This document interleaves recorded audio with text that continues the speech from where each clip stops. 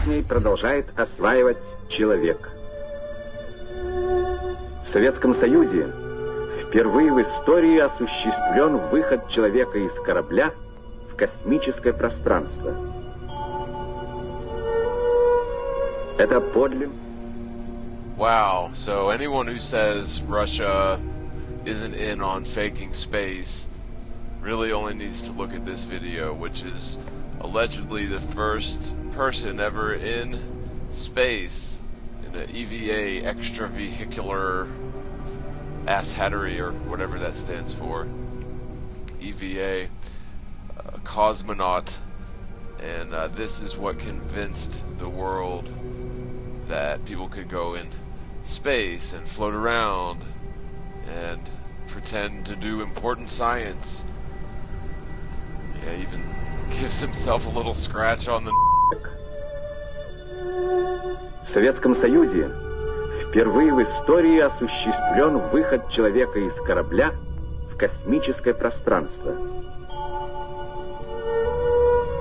Это подлинно. How absolutely ridiculous this footage is, and yet this is the sort of thing that led NASA to their fakery, because hell, if the Russians are doing it, we ought to do it as well, right, NASA? Give me a break. But of course this doesn't just go for Russia, because you can see clear evidence of Chinese fakery, and you can see this video up online of the first Chinese extravehicular asshattery, EVA, complete with air bubbles in space and apparent chroma key glitches. There he is. Well, we see the helmet. We can see the helmet of Zhai Zhigang with the background of the Earth.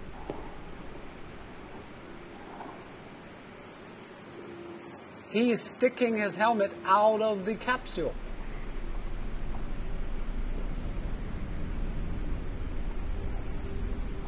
And the first task when he is outside is to transfer some experimental materials to the module. Well, we see Zhai Zhigang.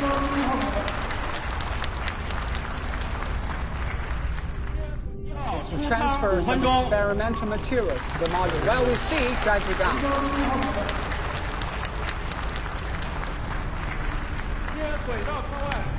And we can see. So the first thing I'm going to zoom in on here is this appears to be a chroma key glitch to me. Let's invert that. You can see right in the corner where the paneling sort of meets the craft itself. It's a wide angle at the top. You can just see throughout the whole video, you see that chroma key glitching going on. And another thing you see throughout this video is air bubbles in space coming out of their helmets and coming out of the craft. So this clearly demonstrates that space is fake, even in China. Some drama at NASA now. There will be several spacewalks who attend to a major problem, and this time they're using snorkels while they do it. Snorkels while they do it. Snorkels while they do it. Snorkels while they do it. Free breathing in the helmet gives you quite a bit of freedom of motion in the vehicle. So it's a lot nicer than hanging on the wall for 3 hours in the suit. That's a little sound slate. A lot of movie production, big movie production going on this flight. Snorkels while they do it. A lot of movie production, big movie production going on this flight. Snorkels while they do it. Snorkels while they do it. Do it. Do it. Do it. Do it. Snorkels while they do it. Here's some more footage of that same Chinese spacewalk where we just saw the air bubble. And there's just eject bubbles flying all out of this damn thing. In fact, if you go and look at the very first sequence when he opens up the hatch, little pieces of the thing are just flying all over the damn place. Snorkels while they do it. I presume it must be a very different and enlightening experience for anyone to have been in outer space. Mm-hmm. It's totally different, enlightening experience for anyone to have being in outer space. Yet another example of ejecti, or possible bubbles, and foreign objects coming from that same Chinese spacewalk. Got main engines at 108%. Avionics power nominal.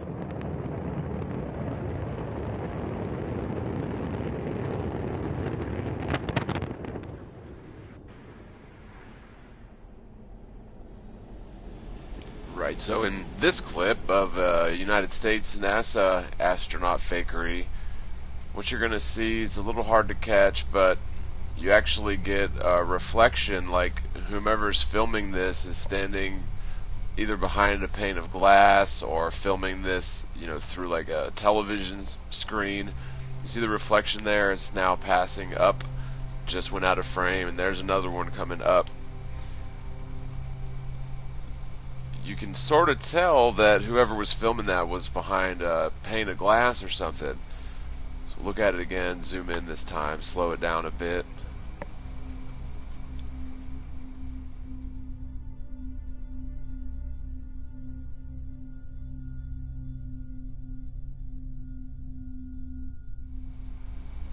Possibly seeing some reflection over to the right, bottom right of him right there, but definitely right here is when you can start to see it popping in.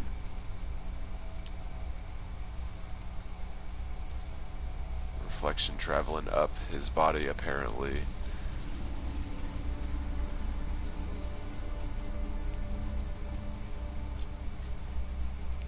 You go back and look at it in the full frame, it's pretty clear that this is some sort of pre-CGI trickery that they were using.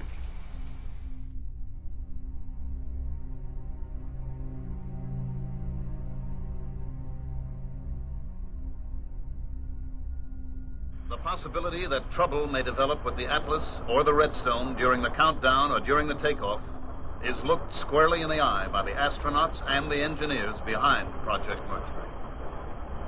This booster was not a Mercury vehicle, but imagine the worst possible situation for the astronaut, that his capsule is now mounted on top of this Atlas. The escape rocket takes the capsule away from the booster.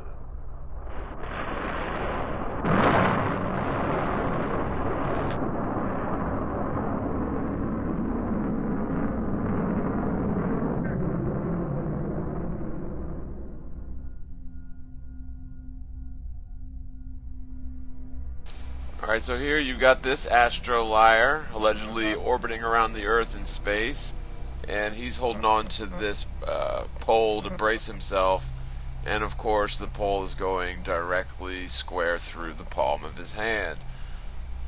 This is clearly a glitch in their CGI, whatever trickery they're using to fool people into thinking that they're actually up in space and weightless, unable to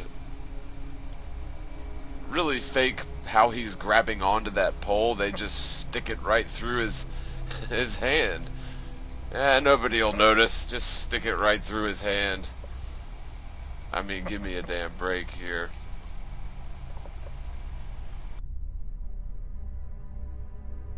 In this video here, you can see Liar-Nauts clearly grabbing a hold of one another's harness wires in order to stabilize each other. I'll reverse that clip a bit so you can see that he's clearly not grabbing onto anything that's supposed to be there. He's grabbing onto something invisible, but you can tell that there is a reaction between the guy wearing the blue and the other guy's hand. Something's going on here, but we're not able to see it, either because of some sort of chroma key, CGI, green screening, something like that. But yet another instance of NASA fakery. Let's not forget this guy, clearly on wires, flying around in the background of the ISS. Should I say the LISS?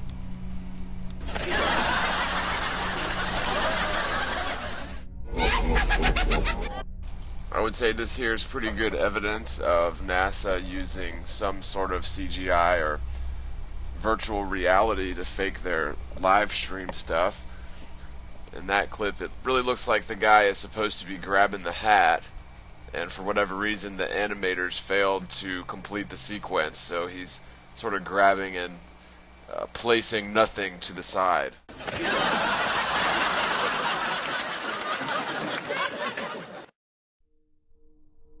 Okay, this clip really doesn't seem like much, but if you look a little deeper into it, it shows that they're using some sort of a technology beyond simple video editing. They're using a green screen.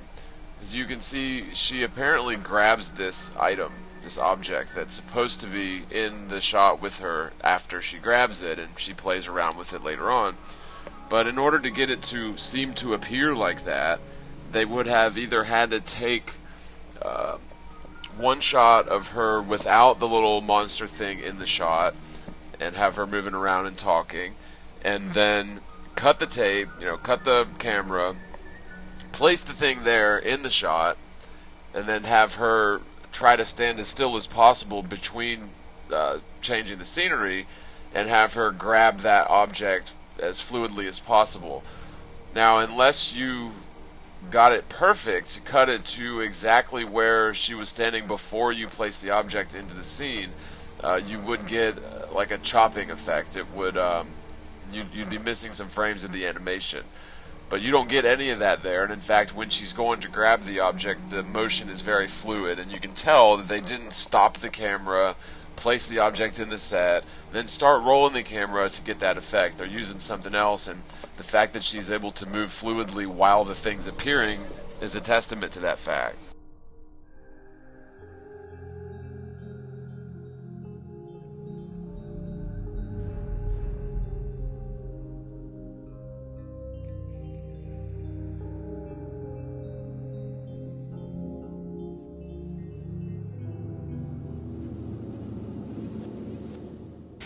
Neuf, 8, 7, 6, 5, 4, 3, 2, unité, feu. Allumage.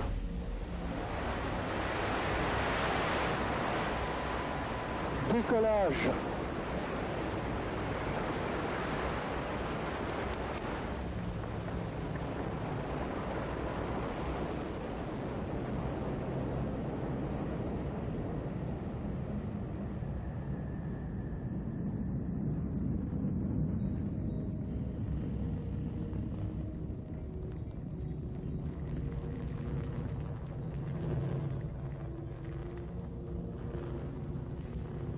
Tous les paramètres propulsifs sont normaux et la trajectoire est normale. 37 seconds into the launch, the onboard computers decided 501 was 90 degrees off course.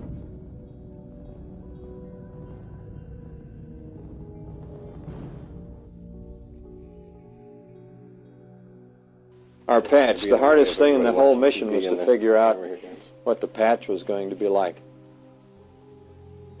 And the night before launch, going out, launch morning, after breakfast, everybody anxious to get strapped into the vehicle. We did have to get used to getting up very early to support the early schedule. There you see our trash bag, or one of them. Just like at home, I have to have a wastebasket. By the end of the mission, there were literally trash bags floating around the cockpit. The alien creeping into the picture at the upper part of the screen is one pre-breathing Army Lieutenant Colonel. We ran the cabin pressure from 14.7 down to 10.2 psi about a day before the EVA, so that Bob and I could then depressurize from 10.2 down to 4.3 in the suit without risk of events. It greatly improved the flow of EVA operations, and I was even able to work on the checklist some while pre-breathing with the launch and entry helmet. Anyone who believes that NASA or Russian cosmonauts or Chinese or Japanese or any kind of race, color, or creed astronauts are actually up in space orbiting around, then why would they have to use trick photography and really quite cheesy video editing in order to trick people into believing that they're up there. Absolute nonsense.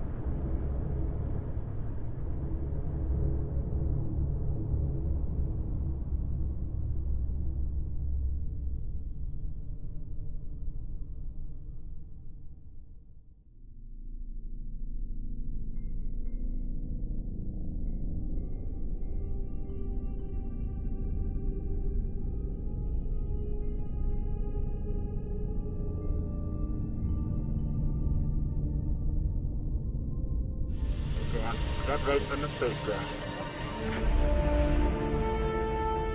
Ed White is flying at 17,000 miles per hour, 200 miles above the Earth. Okay, I'm out. If the spacesuit fails, the difference in pressure will kill him instantly. If the lifeline fails, he'll literally be lost in space. The International Space Station's cabin pressure is holding steady after the crew conducted repair work on one of 2 Russian Soyuz spacecraft attached to the complex. The repair was made to address a leak that had caused a minor reduction of station pressure. The crew was never in any danger. If the spacesuit fails, the difference in pressure will kill him instantly. If the lifeline fails, he'll literally be lost in space.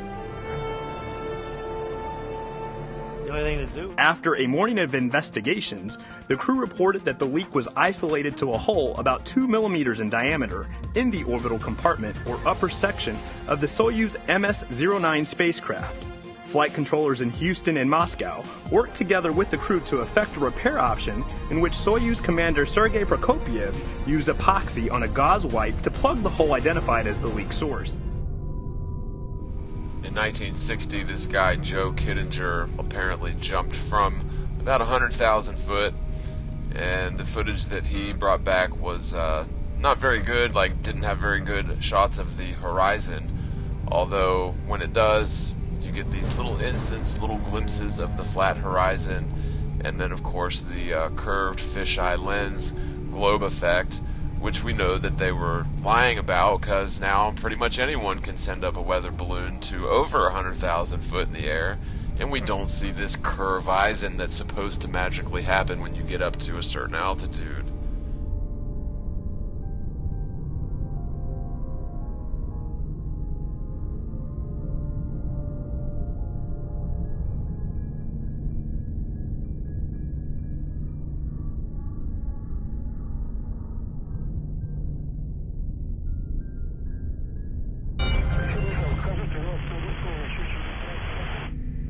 Launch, copy, deployed. Moving along the trajectory, 10 degrees lower. Copy.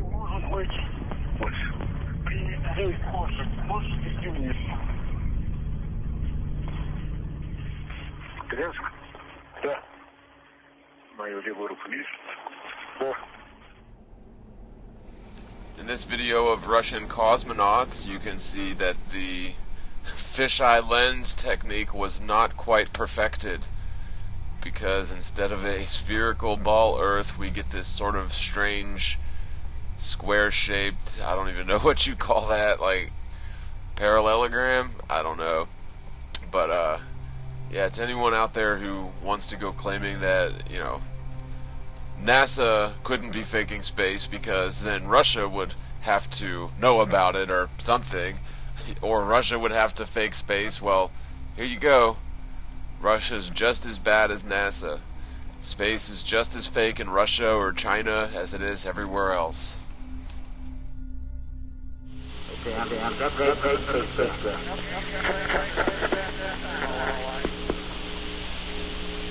my feet out. I think I'm going to go a little bit, so I don't want to fire the gun yet. Okay, I'm out. Okay, now. Over.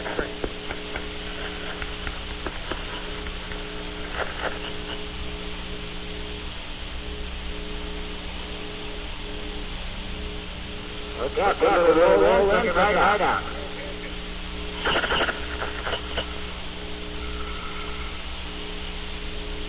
Now in your view, folks. Don't worry, I'll look over to you.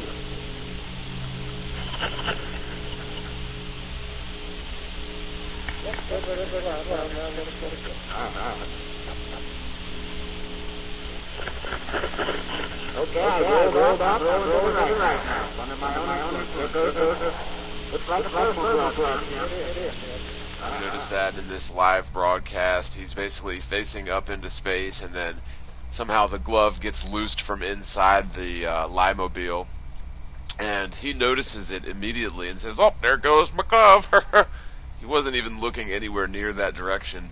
Wouldn't his glove shouldn't that be on his hand, by the way? But anyway, wouldn't that glove be the least of his concerns when he's out flying around in space? Under my own influence, there goes looks like a thermal glove, Jim. It is. Yeah, I rolled up, I'm rolling to the right now. Under my own influence, there goes looks like a thermal glove, Jim. It is. I mean, really, how scripted is that? It's clearly something scripted, because he never would have noticed that glove, especially not the direction he was looking. This is something that was animated, and then a script was recorded over top of that.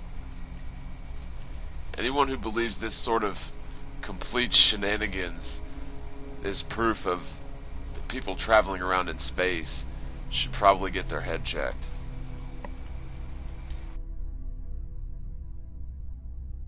One of the biggest things that all astronauts can't seem to agree on is whether or not you can see the stars from space. The environment around you is just pitch black, is as black as it can get. On the day side of Earth, Earth is so bright that your eyes iris down and you can't see the stars. Mm-hmm. But on the night side of Earth, it's just black. No, you're actually, you feel like you're floating among the stars. They're all around you. They're not twinkling at all. We were never able to see stars from the lunar surface or on the daylight side of the moon by eye without looking through the optics. I don't recall during the period of time that we were photographing the solar corona what stars we could see. I don't remember seeing any. The heavens are 10 times as bright, stars 10 times as numerous, because there's no atmosphere to block the light.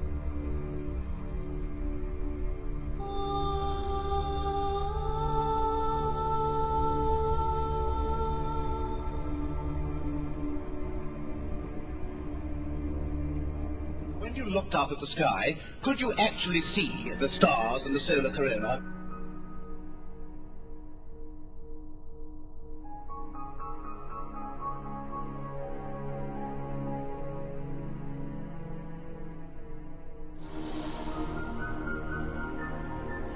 I don't remember seeing any.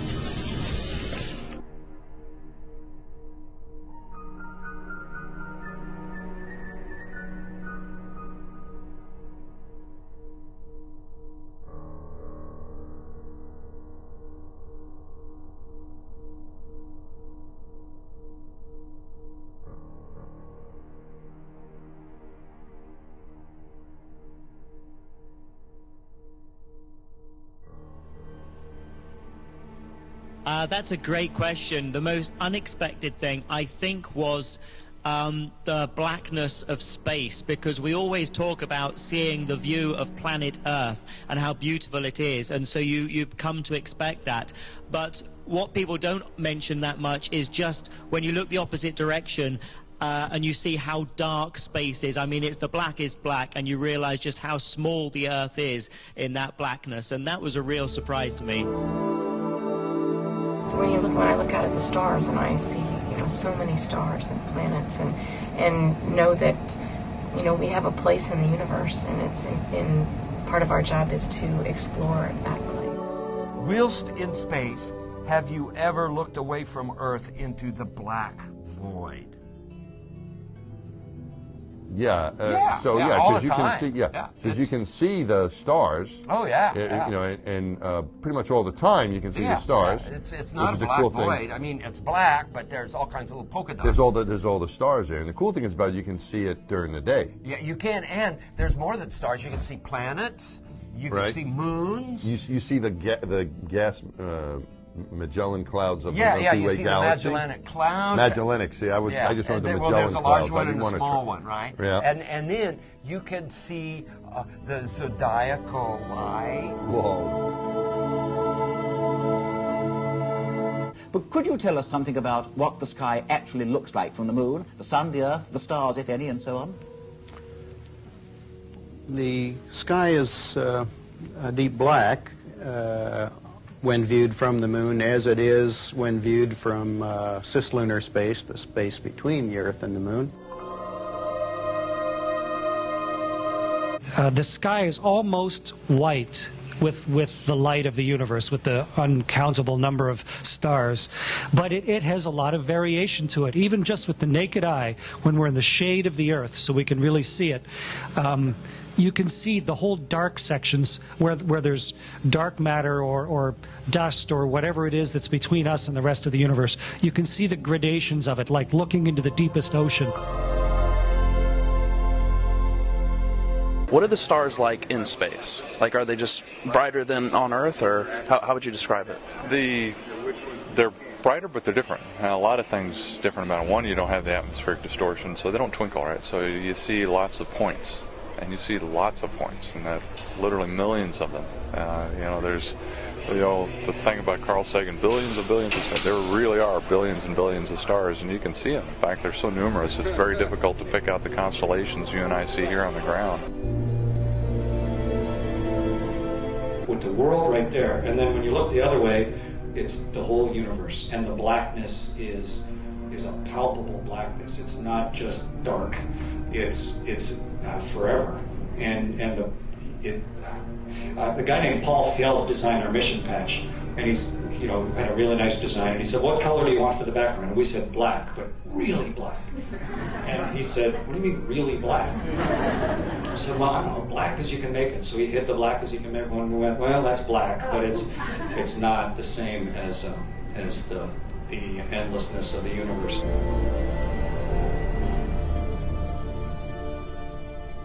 You don't see stars in the daytime on Earth, not because they're not there, but because the atmosphere is aglow with scattered light from the sun. If you take away the atmosphere, the sun will still be there, but the sky goes dark. That's what the folks get when they go to the edge of the atmosphere, and they're calling that the edge of space. But when you get to the edge of the atmosphere is no longer between you and the rest of the universe, and the stars reveal themselves just as they would at night. Since the moon has no atmosphere, then a daytime picture, if you're there in the daytime of the moon, you see a full night sky of stars, even with the sun in the sky as well.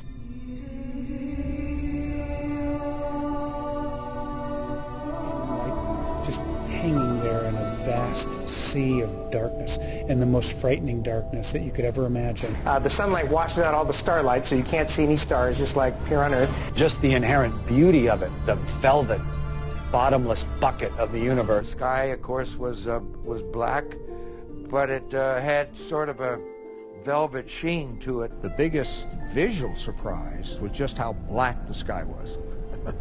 You have a brilliant sun, brighter than any sun you normally would see, even here in New Mexico. You have these extraordinarily high mountains. We were in a valley deeper than the Grand Canyon. But then you have this black sky, a sky blacker than black, as the old Vidicon expression used to be. I'm trying to explain the difference between darkness, when you turn out the lights and it's dark in here, or blackness. Blackness is the endlessness of it all. It's hard to comprehend.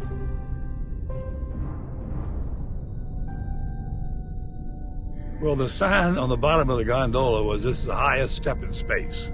Think about being at 102,000 feet. It was a very interesting experience for me to sit there and look at the horizon, and I could see over 400 miles from that altitude. My guy on the ground said, "Okay, we're over the position, you're cleared to jump." and I jumped. I fell for, it seemed like I wasn't moving at all. There was no crystal, no velocity.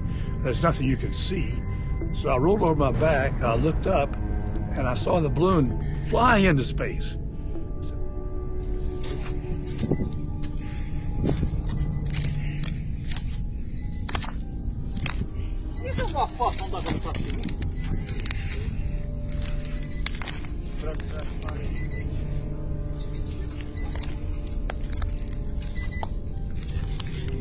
Grande sapo.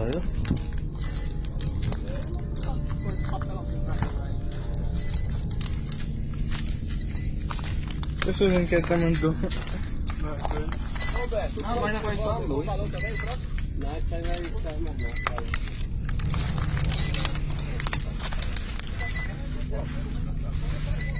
Não tem muita ainda, cara.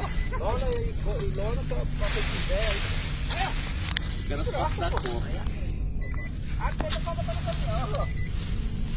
Aí não tem. Alguém tem uma faca aí na cinta? Vamos ver se nós tira direito aqui. Até falar esse bicho pra lá. Vamos porque ele tá lá? Quero só a corda. Vamos porque ele pra lá? Não, tira aí. What was your role with I was in quality control. I tested everything before the astronauts would come in the spacecraft, and that's what I'm doing in that one picture there. I'm firing these rockets right here on the service module. This is the Apollo without the first and second stage rocket. How did you acquire this particular model? Oh, it was given to me years ago. I just earned it, and then so I just started getting all the astronauts to sign it. You've captured 15 astronaut signatures on the capsule portion of this. Right. And so you were friends with them all? And I was good friends with them. I met him in the early 60s. We had to go through classes together, so I got to know them on a personal basis. And they're crazy guys, so we had a lot of fun. Okay, and then this was a North American Aviation Apollo spacecraft model. It's the executive model. Is what it's referred to as. And then we built it to their specifications. Okay, now let's talk about this burnt up sticker. What happens is when the spacecraft would come back to Downey, we would strip them all down, take all this stuff off them, and make them pretty. And so this arrow, which is right here, they were scraping all this stuff off. They're throwing it away in a big pile, so I just gave it to me. This label was, another guy gave that to me, and he gave it to me because I was the final person to stamp saying, hey, we got a good product. This is the serial number 107. So we called it 107, and then when it went to the Cape, it became Apollo 11 in this case. So that's the serial number sticker. Yes. Of the Apollo 11 command module. Yes. You realize that space nerds everywhere are going crazy right now. Start videos anyway. Everybody knows that you can't show these kids. Stop showing these things right now. Well, I hope so. Have you ever had it appraised, or you have any clue as to what these things might be worth? None at all. Space stuff is hot. So the first thing I want to talk about is the jacket. So that was your jacket. You paid $40 for it. Yes. You just don't see these. If I estimated at auction today, I would guess it would sell for between $3,000 and $5,000. Okay. This model is the executive model. They have come up at auction before. They have not come up with the signatures that you have. We see there's Walt Cunningham. There's Buzz Aldrin. Right up here, ever so faint, is Neil Armstrong. Yes. We see Alan Shepard. Alan's one of the most well-known astronauts, but his signature's not worth that much because he signed so much stuff. It's fantastic. So if we estimated this at auction today, I think conservatively it would carry an estimate between $20,000 and $30,000. Okay. I don't know if I really want to know that, but it just sits in my man cave. That's a nice thing to have in the man cave. Yes, yes. We have the rescue sticker, and then this was the serial number label off the inside of the capsule door. If we offered the two stickers together, you would see those with an estimate of between $30,000 and $50,000. Okay. I'm donating this to my niece, so she'll be happy to hear that. The total here would be between $53,000 and $85,000. That's amazing.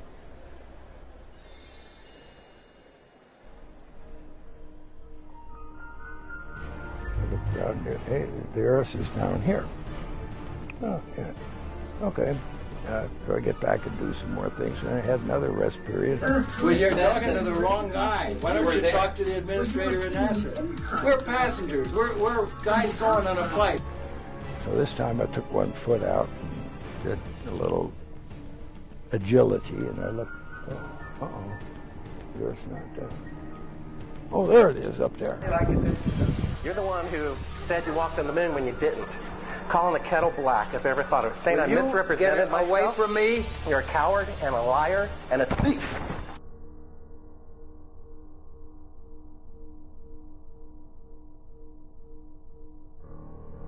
It's humans out there. It's humans out here. It's humans on the frontier. It's humans out there. It's humans out here. It's humans on the frontier. Why don't you just put the end to the record in the argument and put your hand on the Bible, swear to God you walked on the moon. Mr. Seibel, knowing you, that's probably a fake Bible. When I opened the hatch, I mean, I had the whole universe in front of me. It was spectacular. I mean, the shadows in around. I don't give a damn about all that shit. I don't hit people, but you're going to be on the deck unless you get I'm heading out. I appreciate it. And get the hell out of my house. Well, take your stuff and get the fuck out. Why don't you quote me and say it's bullshit?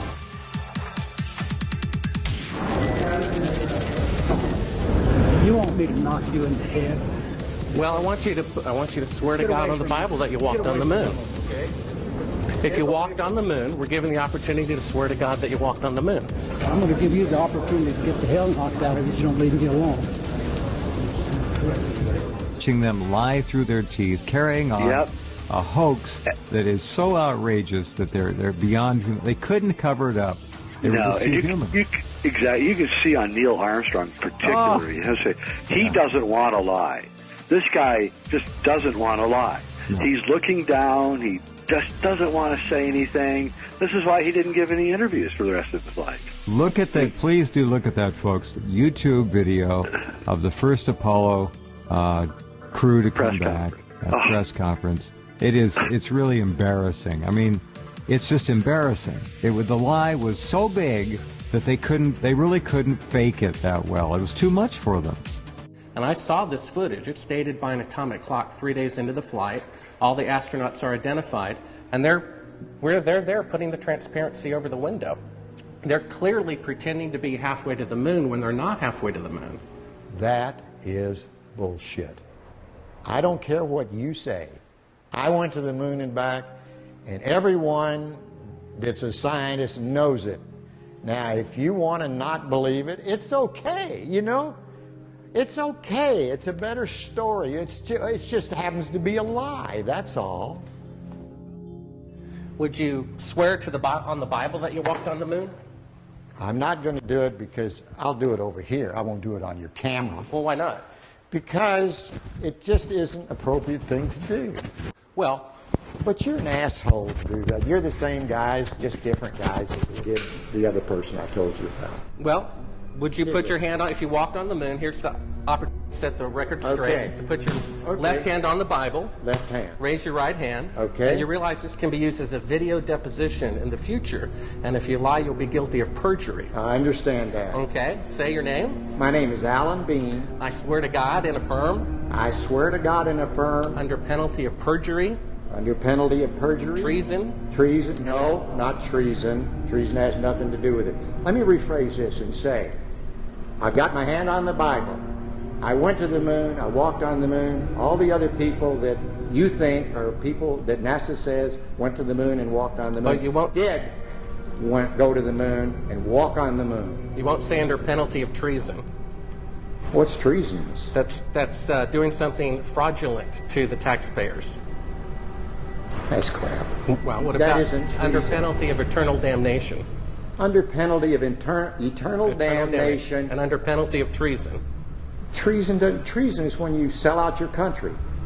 Well, if you used $135 billion to not go to the moon. That's still not treason. Treason is if you tell secrets to another thing. I've said enough. Now, you can use that and say, well, you didn't say something else. No. I know how people are. It's okay. Well, take your stuff and get the fuck out. Like a boss. Then you sort of poke your head out, flip around, and you take a look around, and, you know, it's really a holy moly kind of moment. That was when I first learned, I think, the definition of what it truly is to be alone. Being in space, being in Earth orbit, floating, is truly a magical experience. It means an exciting day. It means it's a day that it's going to be a lot of work, but very rewarding work.